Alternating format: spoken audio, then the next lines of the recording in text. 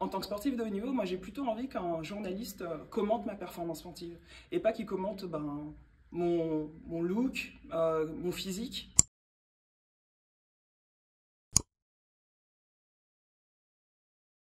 Alors moi j'ai commencé l'escrime de manière assez particulière. Vers l'âge de 4 ans, ma mère m'a mise à la danse. Et donc tous les mercredis après-midi, mon frère m'a amené à la danse avant de donner des cours d'escrime. Et en fait un mercredi, ma prof de danse a été malade et mon frère m'a amené à son cours d'escrime. Tous les mercredis, on prétextait aller à la danse. En fait on allait à la danse. Sauf que j'ai commencé en Guadeloupe, une petite île. Et un jour, la prof de danse a forcément croisé ma mère et ça s'est assez mal passé. Quoi qu'il en soit, j'ai dû arrêter quelques temps parce que ma mère a forcément été contre. Ce que j'ai kiffé quand on parle d'étincelle, c'est que mes frères en faisaient. Et ils avaient ce côté très warrior. J'adorais ce truc-là, j'avais l'impression qu'on pouvait vaincre et faire énormément de choses, même si j'étais très jeune. Je suis revenu à l'escrime pour ça aussi, pour ce côté un peu combat et warrior. Alors j'en ai plusieurs. Il y a Marie-Josée Pérec, il y a Agassi, il y a Jordan, mais je prendrais vraiment Kobe Bryant. Moi je suis vraiment une fan de basket. Et Kobe Bryant, c'est vraiment une vraie inspiration, c'est la force tranquille, c'est beaucoup de travail, beaucoup d'aisance en fait. Et quand il y a quelque chose, un mouvement qu'il ne connaît pas, il le travaille encore et encore jusqu'à ce qu'il soit, pas jusqu'à ce que le geste soit parfait, mais jusqu'à ce que le geste lui corresponde et qu'il soit en mesure en fait de l'appliquer en match sans problème quoi. Le sport me permet d'être en forme, de me sentir bien, vraiment cette sensation de bien-être dans ma vie de tous les jours. Ça m'apporte aussi du calme et vraiment un côté un peu apaisant. Ce que j'aime aussi du sport que j'amène dans ma vie de tous les jours, mais aussi dans la tech, ce sont les routines pour la gestion de stress, quand il y a une grosse épreuve sportive, mais aussi un gros challenge avec une grosse pression aussi à gérer. Et puis, il y a une routine qui pour moi qui est super importante, c'est celle de la visualisation. Comment atteindre mon objectif. Tout le process que je mettais avant avec des étapes à franchir au fur et à mesure et je me visualise plus tard en train de réussir cette compétition. Je l'applique aujourd'hui encore dans la tech et dans ma vie de tous les jours pour atteindre un objectif, pour sortir un produit qui va coûter des millions d'euros pour mon client, pour gérer cette pression, pour aussi gérer parfois le sexisme et la pression qui va avec le sexisme dans la tech de tous les jours.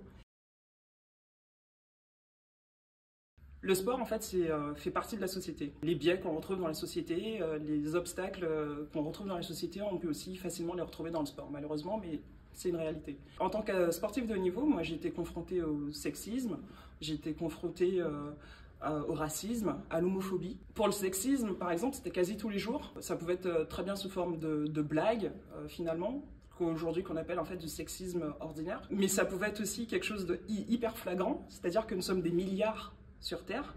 Nous sommes quelques milliers à avoir fait les Jeux Olympiques et encore quelques milliers à être revenus médaillés olympiques de ces Jeux Olympiques.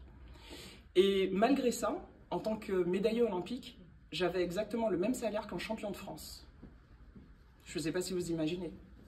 J'avais le même salaire qu'un champion de France en tant que médaillé olympique juste parce que je suis une femme. La question de racisme, moi je me suis rendu compte que je suis noire quand je suis arrivée en équipe de France. Alors je ne suis pas aveugle, hein, je vois bien que j'ai la peau marron, mais c'est en arrivant en équipe de France, en faisant des Coupes du Monde, en entendant des cris de singe, des jets de bananes pour certains, que je me suis rendu compte effectivement que je suis noire. Il y a aussi cette question de représentation des femmes dans le sport et représentativité des femmes dans le sport et les médias. En tant que sportif de haut niveau, moi j'ai plutôt envie qu'un journaliste commente ma performance sportive et pas qu'il commente mon look, mon physique. C'est pas ce que je lui demande, c'est pas ça son taf. On a souvent pour les femmes des qualificatifs qui sont orientés autour du physique, alors que les hommes, ils sont souvent qualifiés comme étant forts, performants, etc.